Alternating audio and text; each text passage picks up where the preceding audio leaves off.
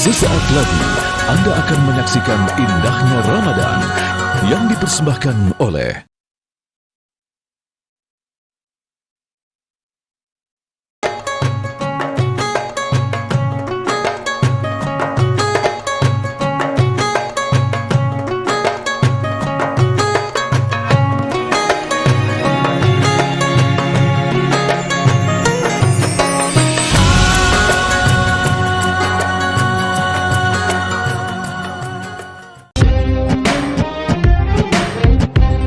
Assalamualaikum pemirsa indahnya Ramadan. Sebentar lagi Hari Raya Idul Fitri akan tiba. Sejumlah persiapan tentu saja sudah disusun. Rencana mudik, membuat kue-kue khas Lebaran hingga membeli pakaian baru. Kesibukan jelang Lebaran pun makin terasa saat hari kemenangan itu mulai mendekat. Pusat-pusat perbelanjaan mulai dipadati pengunjung. Mereka berburu baju, celana, gamis, sarung, hingga pakaian sehari-hari lainnya. Selain itu, mereka yang datang ke pusat perbelanjaan tersebut juga membeli berbagai keperluan untuk membuat makanan khas Lebaran. Tentu saja keperluan yang begitu banyak tersebut memerlukan biaya yang tidak sedikit. Jika hanya mengandalkan penghasilan sehari-hari atau bulanan, mungkin tidak akan cukup. Pasalnya, pendapatan tersebut biasanya sudah digunakan untuk kebutuhan-kebutuhan rutin. Untung saja pemerintah mewajibkan pengusaha untuk membayar tunjangan hari raya atau THR yang sudah dicairkan. Namun pada prakteknya, kadang kita terjebak untuk mengumbar segala kemauan. Padahal dalam Islam, kita tidak diajarkan untuk boros. Tema inilah yang akan dibicarakan dalam indahnya Ramadan kali ini bersama para narasumber. Selamat mengikuti.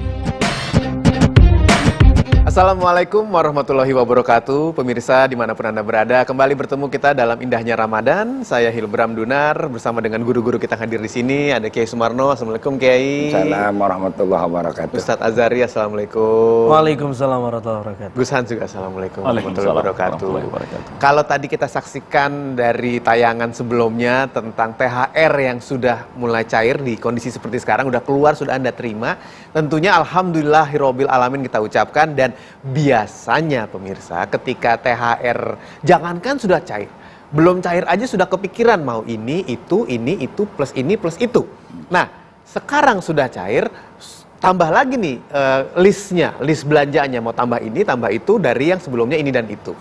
Tapi di sisi lain Islam tidak mengajarkan perilaku boros. Jadi bagaimana caranya kita menyikapi setelah alhamdulillah dapat THR tapi bisa dikeluarkan kepada pos-pos yang tepat. Saya mulai dari Gus Hans dulu kalau begitu. Ya, Gus. Jadi bagaimana Gus? Kalau udah dapat THR ini supaya nggak boros harus bagaimana kita? Jadi di dalam Al-Quran itu, di dalam surat Yusuf ayat 47 sampai 49 itu menjelaskan tentang kisah Nabi Yusuf yang menyampaikan kepada umatnya untuk mengatur tanaman-tanaman pada saat itu agar bisa digunakan 7 bulan berikutnya. Ya. Kalau sekarang boleh dikatakan sebagai skema Yusuf, karena pada saat itu di siklus pertanian pada saat itu 7 bulan itu subur, 7 bulan kemarau.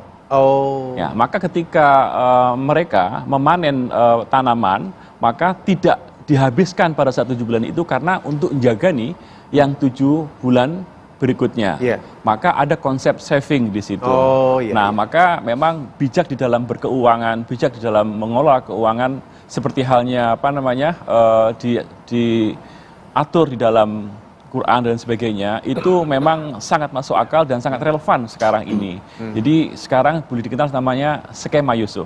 Jadi skema Yusuf itu menggunakan anggaran dengan realistis, menggunakan anggaran dengan terencana, dan juga menggunakan anggaran secara bertanggung jawab. Dan jangan dihabiskan langsung. Harus ada yang disimpan. Ya, betul. Nah, maka mungkin bisa jadi bagaimana caranya menjadi THR produktif. Oh, oke. Yeah. THR produktif bisa menjadi pemodalan, berikutnya dan sebagainya. Jadi bukan dihabiskan dengan barang yang begitu saja, tapi bisa dijadikan modal supaya nanti menghasilkan tambahan lagi yang lain. Tapi di sisi lain, Ustadz Azhari, kita tetap boleh kan belanja setelah dapat THR? Nah, gini, saya pengen lihat ini dari sisi begini. THR itu kan tunjangan hari raya. Ini kan tradisi yang ada di negara kita, di Indonesia ini. Kenapa tradisi ini lahir?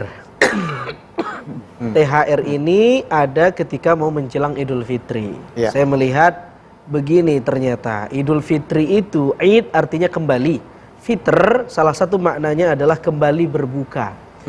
Dulu yang tadinya kita nggak boleh makan, kita berpuasa sepanjang Ramadan, maka ketika Lebaran kita boleh lagi makan dan minum. Ya. Namanya Idul Fitri, kembali berbuka. Tetapi tidak semua orang punya nasib yang sama. Ada orang-orang di hari Lebaran, saat dimana diperbolehkan berbuka, justru dia nggak bisa berbuka. Nah, Bukan karena dia masih berpuasa, tapi boleh jadi nggak punya uang. ya. Lalu kemudian muncullah tradisi THR ini, berbagi-bagi rizki. Oh. Sebagian yang kita punya kepada tetangga kita, orang yang ekonominya tidak seberuntung kita. Saya kira ini bagus. Awalnya bagus. Tetapi kita perlu rem juga. Jangan THR ini jadi momen kemudian kita boros-boros. Al-Quran melarang itu, Mas Hilbram. Al-Quran punya dua diksi ketika berbicara boros. Yang pertama ada at-tabdzir, diambil dari kata ba-za-ra. Maknanya makna dasarnya melempar benih, membuang-buang, Ya. boros. Ya. Ini tidak boleh. Yang kedua israf, berlebih-lebihan. Apa bedanya? Para pakar bahasa Al-Quran mengatakan, kalau israf itu Anda berbuat baik tapi berlebih-lebihan dalam part yang baik ini. Israf. Iya. Innallaha la Iya. yuhibbul musrifin. Ya. Tuhan senang kamu berbuat baik. Walaupun Tapi ketika berlebihan. kamu berlebih-lebihan, Oh, Tuhan ketika jadi berlebihan. nggak senang. Walaupun baik. Walaupun baik, ada porsinya. Contoh, makan itu baik. Ya. Tapi terlalu berlebih-lebihan makan nggak baik. Ngasih ke orang THR itu baik. Ya. Kita berbagi. Nabi bilang berbagilah maka kamu akan saling mencintai satu sama lain. Bagus. Tapi kemudian terlalu berlebihan, maka ini israf. Tapi kalau mubadzir itu berlebih-lebihan dalam konteks yang negatif. Dia punya uang, uangnya diperuntukkan untuk melakukan hal-hal maksiat. Maksiatnya saja sudah terlarang, lalu kemudian dia berboros-boros di bagian itu, Iya. maka orang yang semacam ini innal mubadzirina kanu ikhwanas syayatin. Orang yang tabzir, memboros-boroskan harta di sesuatu yang nggak baik, dia saudaranya setan, kata Al-Quran. Orang yang israf, boros tapi di hal yang baik, Tuhan gak cinta. Nah jangan sampai THR kita yang tadinya berpotensi dicinta Tuhan jadi gak dicinta gara-gara kita boros. Nah boros ini kan relatif. Salah satunya saya royal ke orang tapi saya punya pasangan atau anak saya gak kasih nafkahnya. Ini sudah boros ini. Tidak baik. Tidak baik. Oh, oke. Kalau menurut Kiai, ketika kita berusaha untuk bukan menghabiskan, mengeluarkan sebagian dari THR, maka dikeluarkannya kemana yang ideal, Kiai? Nah, infak yang pertama ini namanya orang mengeluarkan kan infak, ya, yang menjadi kebutuhan pribadi dan keluarga itu yang wajib. Sebab itulah merupakan infak yang wajib internal, baru kita ke eksternal. Iya. Jangan kadang-kadang karena terus terang kita pengen disanjung, dipuji orang, dapat THR. Jadi THR ini jadi anggaran tambahan buat nambah gengsi.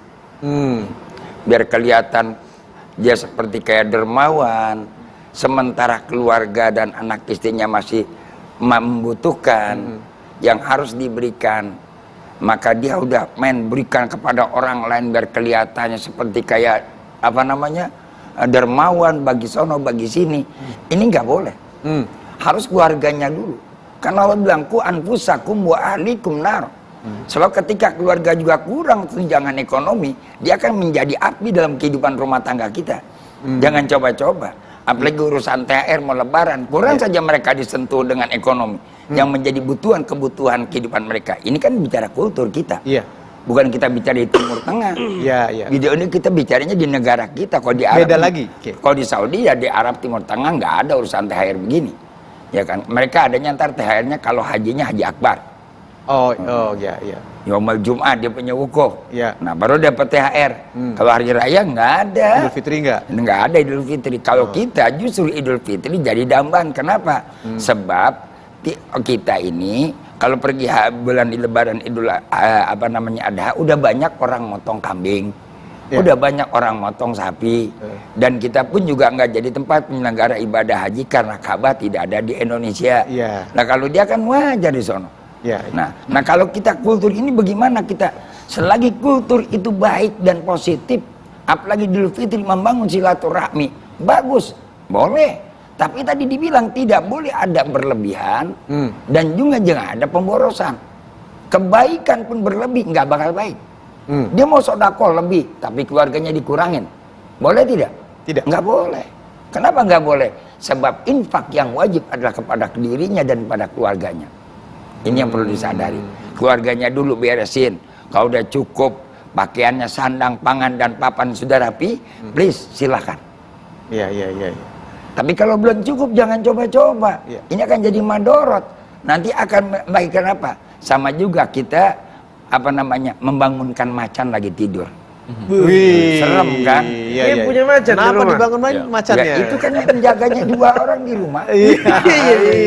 Siapa yang 2 orang? Ya anak dan istri. Iya, benar. Coba itu. Ustadz, tapi kalau kita bicara mengenai tidak berboros, itu kan relatif ya. Oke.